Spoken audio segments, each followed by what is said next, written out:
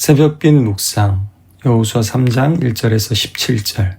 여호수아 이스라엘 백성이 하나님의 명령을 받고 요단강을 건너가려고 합니다. 그런데 강은 범람하는 시기였고 저 너머에는 하나님의 약속하신 땅이 있습니다. 그 땅을 향한 여정은 하나님께서 시작하신 거지만 그들 앞에는 멈출 수 없는 큰 강물이 흐르고 있습니다.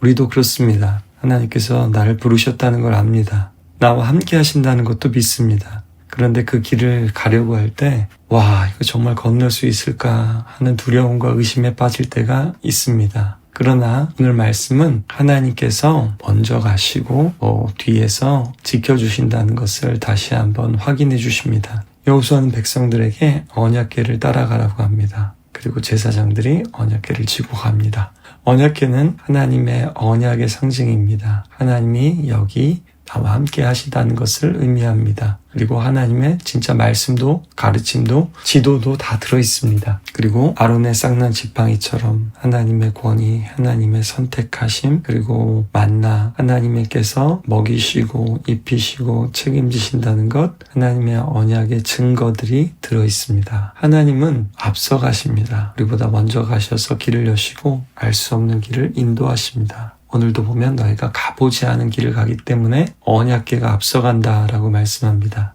오늘 사건은 홍해를 건넌 사건과 굉장히 비슷하죠. 그러면서도 굉장히 다릅니다. 그때는 애굽에서 노예살이로 살던 이 사람들이 거기서 벗어나는 과정, 또 우리로 말하자면 이 세상과 죄악에서 예수 그리스도의 은혜로 구원받는 과정이라고 할 수 있습니다. 그리고 그때는 굉장히 정신없이 황급하게 나왔고요. 뒤에 적들이 따라오고 있었습니다. 그리고 불기둥과 구름기둥으로 인도하신 하나님께서 앞에서 인도하시다가 애굽의 적들이 오니까 그 불기둥이 뒤로 가면서 그들 사이에 방패막이가 되어주셨습니다. 반면에 오늘 요단강을 건널 때 보면 하나님께서 일부러 천천히 속도를 늦추시면서 이들의 믿음을 다시 한번 북돋아 주시고 또 의미들을 굉장히 새롭게 새겨주신 것을 보게 됩니다. 그리고 이 요단강을 건너는 것은 단순히 죄악을 벗는 것이 아니라 이미 그 죄악에서 벗어난 사람들이 하나님께서 약속하신 그 약속의 땅으로 들어간다, 그 기업을 얻는다라는 뜻입니다. 그들이 광야 생활하면서 하나님의 인도와 하나님의 백성으로 준비를 했다면 이제는 떠돌던 생활을 떠나서 정착하고 땅을 소유하고 그것을 경작해서 그 열매를 하나님께 드리고 이제는 계속해서 그렇게 살 수 있다라는 겁니다. 다시는 더 이상 방황할 일 전혀 없으니 하는 찬송가 가사처럼 과거로 돌아가지 않는 믿음의 사람, 그래서 이 땅에서 하나님의 사명을 감당해내는 사람이 되는 것을 의미합니다. 하나님의 동역자가 되는 것이고 하나님의 나라를 이 땅에서 살아가는 것을 먼저 의미합니다. 그리고 그런 사람이 그들이 광야에서 넘어지고 실패하고 약속의 땅에 못 들어갔던 것처럼 이 땅에서도 그런 사람들이 결국에 천국에까지 이르게 된다라는 말씀입니다. 그것을 위해서 여호수아는 이스라엘 백성들을 준비시키고 있습니다. 스스로 성결하게 하라라고 합니다. 하나님께서 놀라운 일을 베푸시는 것을 보고 싶다면 또 우리의 인도하심을 구한다면 우리 또한 준비해야 합니다. 스스로 거룩하게 해야 합니다.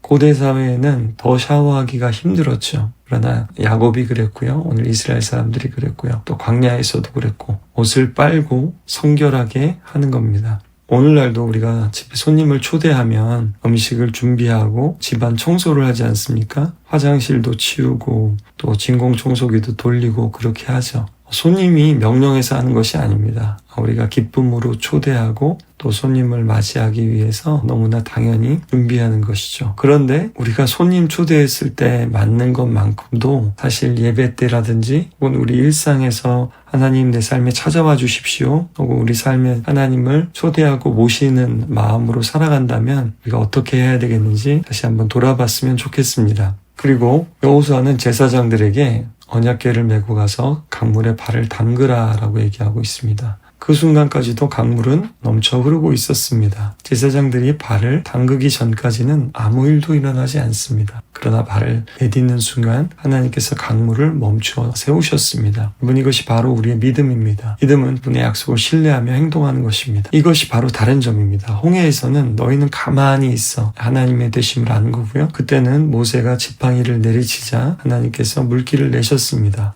그러나 이제는 여호수아가 하는 것도 아니고 제사장들이 하고 있고요. 언약궤를 메고서 가라라고 말씀합니다. 물론 이 제사장들은 이 언약궤를 함부로 다루어서는 안 됩니다. 왜냐하면 언약궤 자체가 하나님의 임재고 언약이고 또 하나님의 말씀이기 때문입니다.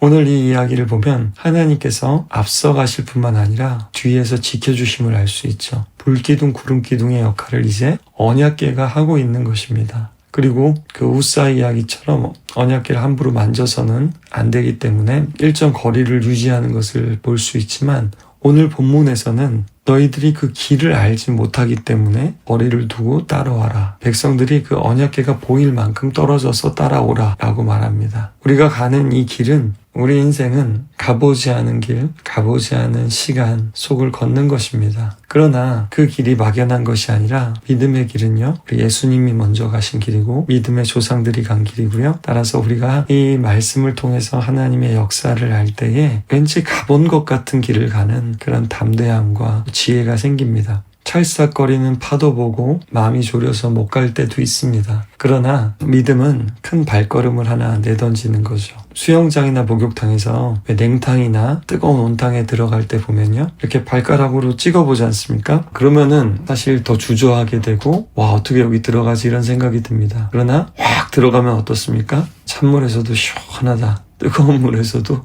뜨거운 것이 아니라 시원하다라는 것을 느끼게 되죠. 믿음의 길도 그럴 때가 많습니다. 주저할 수밖에 없는 그런 상황들이 참 많지만 지난번에 말씀드린 것처럼 에라 모르겠다, 주님이 아신다, 주님이 말씀하셨으니까 하면서 큰 한 발을 내디딜 때에 하나님께서 약속하신 놀라운 기적과 인도하심을 경험할 수 있습니다. 처음에는 요단강 물이 문제되는 것처럼 보였습니다. 그러나 이들이 하나님 말씀에 순종하는 대로 물도 순종하게 됩니다. 요단강도 순종하게 됩니다. 오늘 보니까 제사장들이 언약궤를 메고서 앞서갑니다. 백성들이 따라갑니다. 제사장들이 발을 담그니까 요단강도 멈춰 섰다고 되어 있습니다. 그리고 물이 끊어졌고요. 백성들이 다 건넙니다. 건너고 나서 제사장들이 다시 나오니까 물이 흐르기 시작합니다. 심지어는 이 물도 언약궤 근처에 가까이 가지 못하고 일정 거리를 유지하고 있는 것을 보게 됩니다. 우리가 하나님 말씀에 순종하면요, 요단강도 순종합니다. 우리가 하나님 말씀에 순종하면요, 우리의 상황도 하나님 말씀에 순종합니다. 그래서 예수님이 누구시길래 이 바다도 순종하는가, 이 광풍도 순종하는가 제자들이 놀랐습니다. 그리고 예수님께서도 파도를 밟으신 분이십니다. 하나님의 기적은요, 표적이라고 합니다. 기적 자체, 신기한 일, 기이한 일이 목적이 아니라 이것을 통해서 하나님이 누구신가, 하나님이 무슨 일을 행하시는가, 하나님이 어떻게 구원하시는가를 보여주는 하나의 큰 사인입니다. 그래서 오늘도 하나님께서 이 사건을 통해서 무엇을 알려주고 싶으시냐면요, 4절에 보니까 이 길을 지나가지 못했기 때문에 길을 알지 못하는 이들에게 길을 알려주시려고 그랬고요. 또 7절에 보니까 모세와 함께 있었던 것 같이 여호수아와 함께 있는 것을 여호수아뿐만 아니라 모든 이스라엘 사람들이 알게 하려고 하신다고 했습니다. 10절에는 이 요단강이 순종한 것처럼 또 이 요단강을 밟을 때에 요단강 물이 물러갔던 것처럼 이 가나안의 많은 족속들도 쫓아낼 것을 알게 해주시려고 그런다고 말씀하셨습니다. 사람들은 기적을 체험하면 교만해지고 마치 자신이 대단한 사람이냐, 자신이 특별한 하나님의 사람이냐 그렇게 생각하는 경향도 있습니다. 교회 다니는 사람들 중에서도요, 자기가 기도를 많이 해서, 자기 믿음이 특별해서, 자기가 하나님 보시기에 좋은 일을 해서 그렇다고 생각해서 그럴지도 모릅니다. 그러나 하나님께서 기적을 베푸시는 진짜 목적은 우리의 이해력과 능력의 한계를 드러내셔서 우리를 더욱 하나님 앞에서, 사람들 앞에서 겸손하게 하고 하나님 더 의지하고 사모하게 하기 위해서입니다. 그래서 하나님의 기적은 찬양하라고 하고요, 기억하라고 하고요, 묵상하라고 하고요, 선포하라고 합니다. 하나님께서 기적을 행하시는 이유는 우리에게 믿음을 주시고 깨달음을 주시기 위해서입니다. 반대로 이런 하나님의 목적을 이해하지 못하고 하나님의 놀라운 일들을 봤음에도 불구하고 엉뚱한 일을 행하는 사람들에게는 또 다른 기적이 기다리고 있습니다. 왜냐하면 성경에서 예루살렘의 멸망도 여기 나온 기이한 일들처럼 하나님의 기적이라고 표현하고 있습니다. 기적 같은 심판인 것이죠. 여러분, 믿음은 증거가 없는데도 믿는 게 아니라 결과가 어떻든지 믿는 겁니다. 어제 말씀, 오늘 말씀을 보면요. 하나님은 명령하실 뿐만 아니라 약속하실 뿐만 아니라 이렇게 계속해서 믿을 수 있는 증거를 주십니다. 믿음 좋은 사람이 따로 있는 게 아닙니다. 말씀에 순종해서 걸어가다 보면 그 말씀하신 것을 책임져 주시고 증거를 주시고 우리의 믿음을 북돋아 주시고 견고하게 하십니다.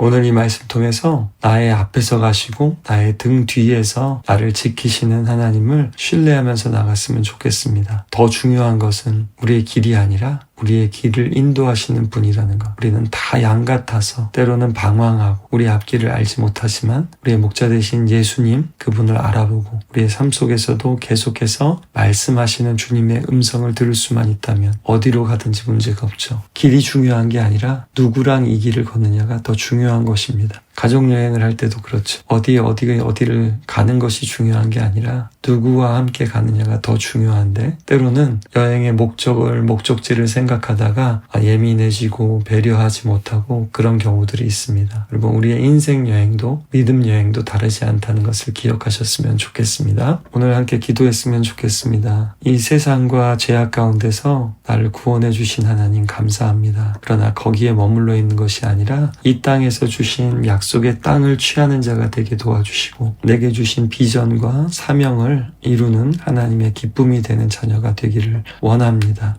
막막할지라도 늘 하나님께 집중하며 믿음으로 큰 발걸음을 내딜 수 있도록 주님 여호수아와 함께 하신 하나님 나와 함께 하시고 여호수아 백성들에게 증거를 주신 하나님 내게도 증거를 주시옵소서. 이렇게 기도하겠습니다.